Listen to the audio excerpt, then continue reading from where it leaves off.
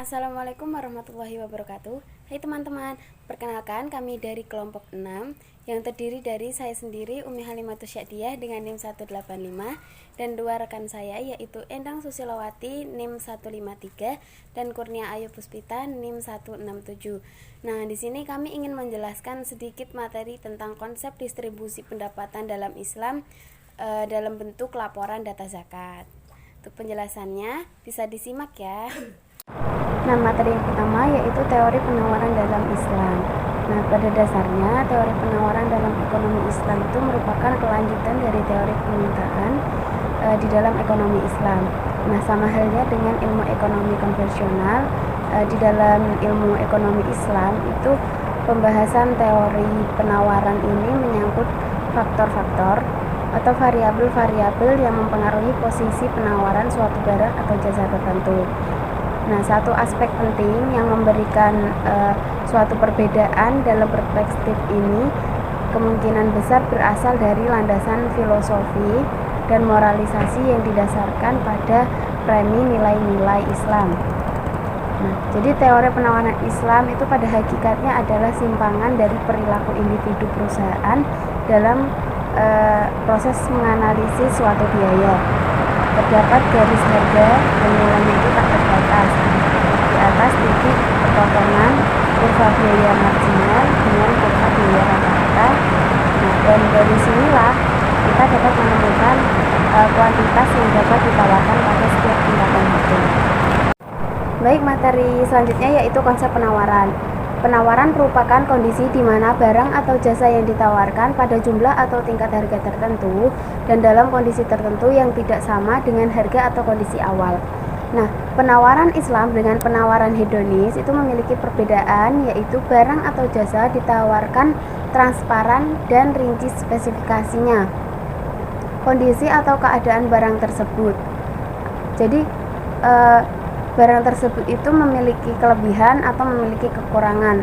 Jangan sampai kok penawaran tersebut atau penawaran yang kita lakukan itu merugikan pihak yang mengajukan permintaan.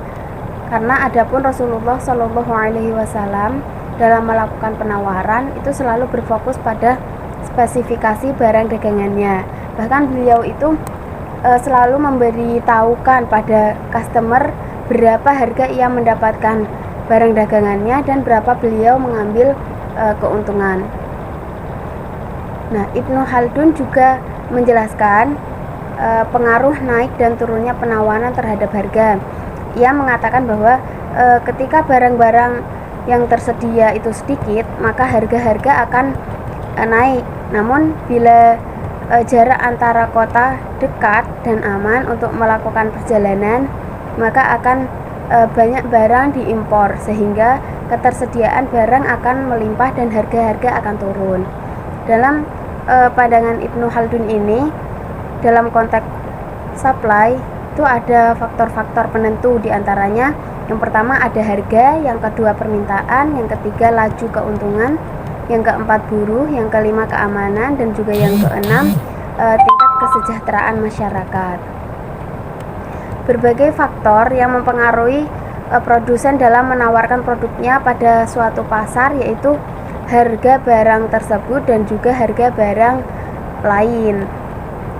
Kemudian ongkos dan biaya produksi, kemudian tujuan produksi dari suatu perusahaan tersebut, dan juga teknologi yang digunakan oleh suatu perusahaan untuk memproduksi suatu barang.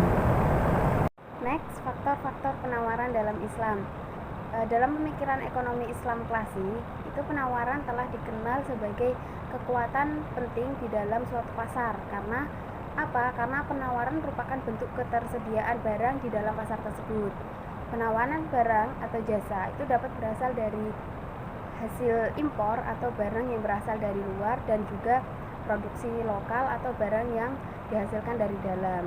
Nah, biasanya kegiatan ini dilakukan oleh produsen atau penjual. Nilai tawar di dalam Islam itu didasarkan pada beberapa hal. Yang pertama, maslahah. Maslahah itu mempunyai pengaruh terhadap penawaran tergantung dengan tingkat keimanan dari si produsen tersebut. Jika jumlah maslahah yang terkandung di dalam suatu barang yang diproduksi semakin meningkat, maka produsen muslim akan memperbanyak jumlah produksinya.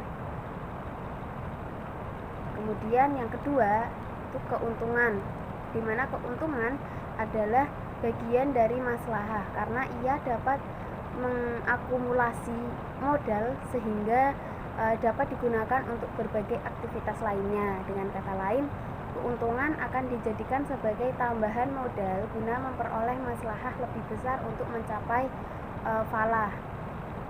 Nah, faktor-faktor yang mempengaruhi keuntungan itu apa? Yang pertama ada harga barang, di mana jika harga barang tersebut turun, maka produsen akan cenderung mengurangi penawarannya karena tingkat keuntungan yang diperoleh juga akan turun. Yang kedua, biaya produksi. Jika biaya produksi itu turun, maka keuntungan produsen pada penjualan akan meningkat, yang kemudian akan mendorong si produsen untuk meningkatkan jumlah pasokan pasar. Selanjutnya saya akan menjelaskan mengenai kurva penawaran jangka pendek. Pada setiap harga yang berada di atas P1, maka berapapun penjualan yang dilakukan oleh produsen, harga selalu melebihi average variable cost, sehingga produsen masih mendapatkan laba ekonomis positif.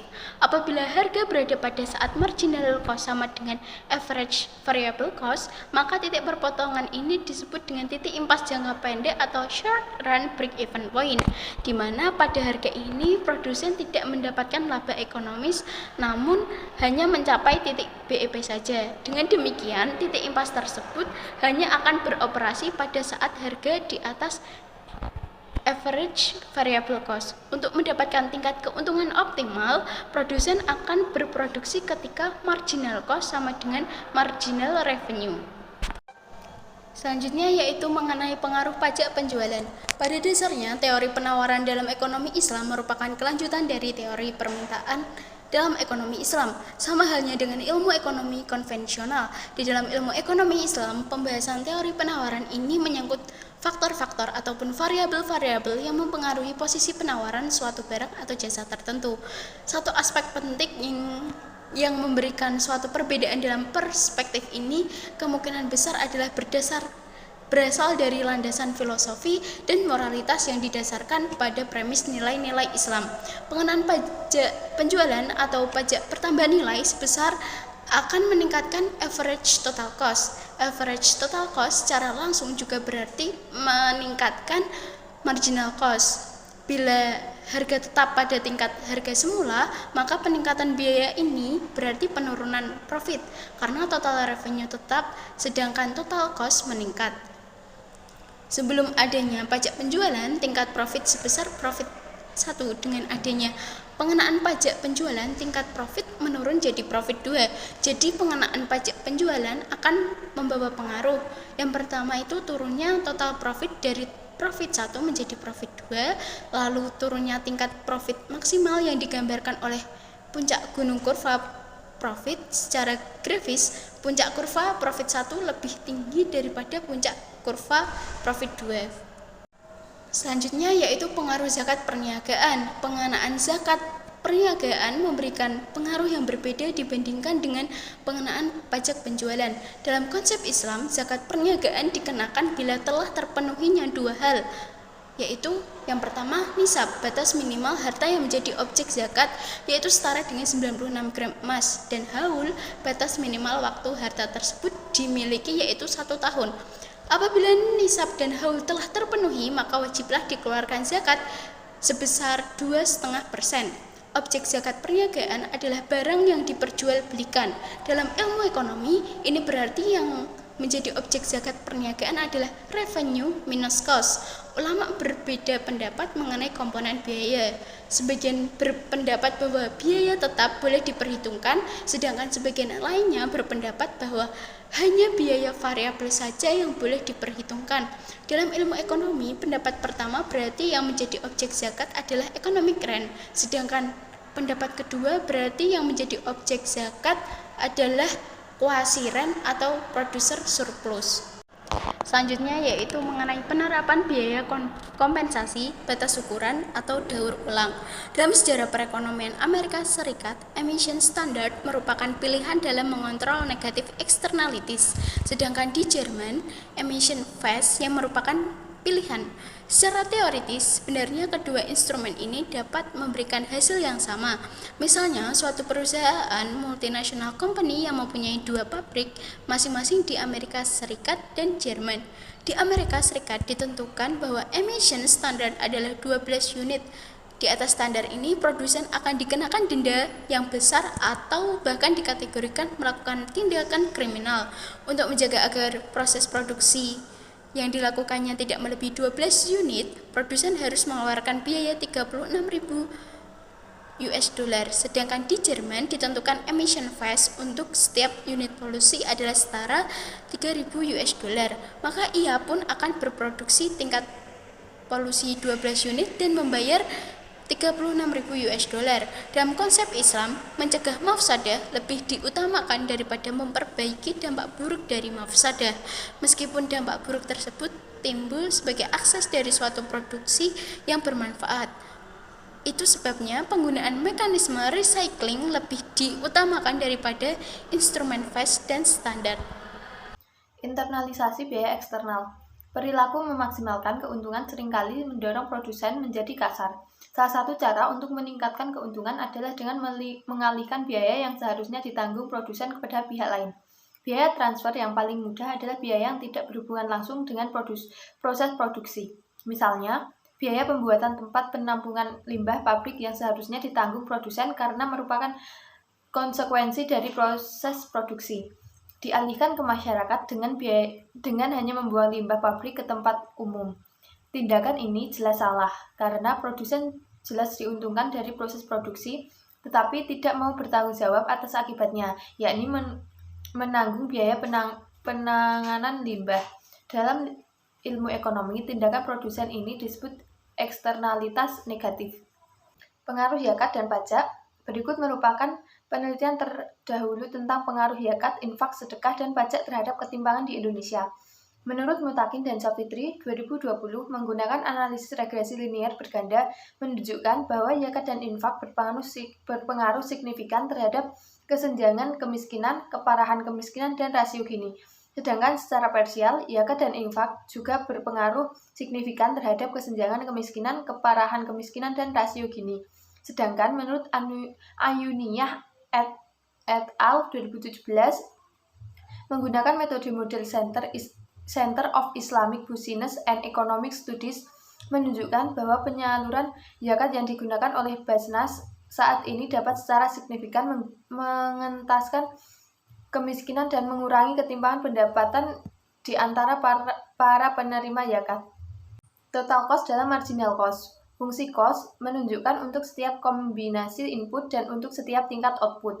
Minimum total cost yang muncul adalah TC sama dengan TC (RWG). Meskipun fungsi total cost menggambarkan secara menyeluruh biaya yang harus dikeluarkan, namun akan lebih memudahkan dalam kaitannya dengan kurva permintaan. Bila analisis biaya dilakukan pada biaya per unit, ada dua konsep biaya per unit yang dikenal, satu average cost dan dua marginal cost. Biaya per unit, average cost. Fungsi average total cost atau average cost adalah biaya per unit atau dihitung dengan rumus total cost dibagi dengan jumlah output yang dihasilkan. Sedangkan marginal cost.